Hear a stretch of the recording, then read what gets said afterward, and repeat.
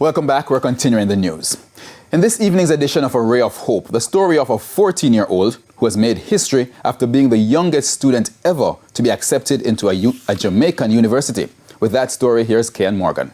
At just 14 years old, Jada is already a genius, having made history being the youngest university student in Jamaica. I love coding, programming, building websites, inspecting websites. I really do love creating fun facts. I read about 60 books last year, mainly fiction. I do love fiction. Jada started her tertiary journey in January after being accepted into the University of Technology, UTECH, to pursue a degree in computer science.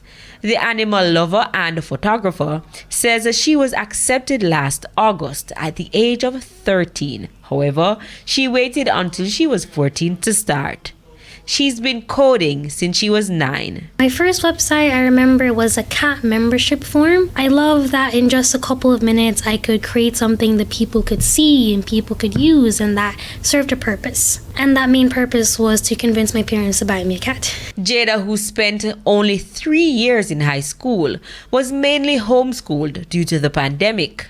Albeit, she was able to secure 9 grade 1s in CSEC. She did her first set of CSECs a few months after the primary exit profile PEP exams. She liked to discover things on her own. She's not coming into my classes unless she have taught herself, and then she will come for the reinforcements. Jada's parents, Julian and Donovan Wright, are educators. Both say from a tender age, she was always disciplined and committed. The first gift I gave her was a book.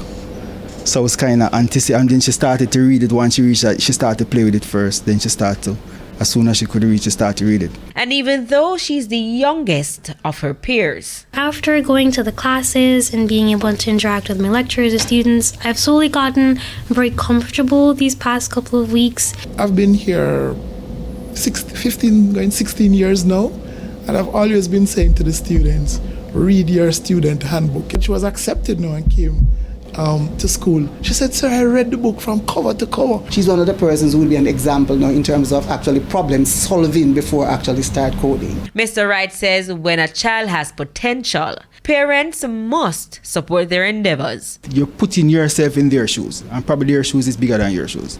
So probably they're way advanced. So I think we have to rethink in terms of how we approach these kind of students. You just have to be willing to put in the work. Sometimes you have to make sacrifices, but that's just a part of life. With A Ray of Hope, I'm Ken Morgan.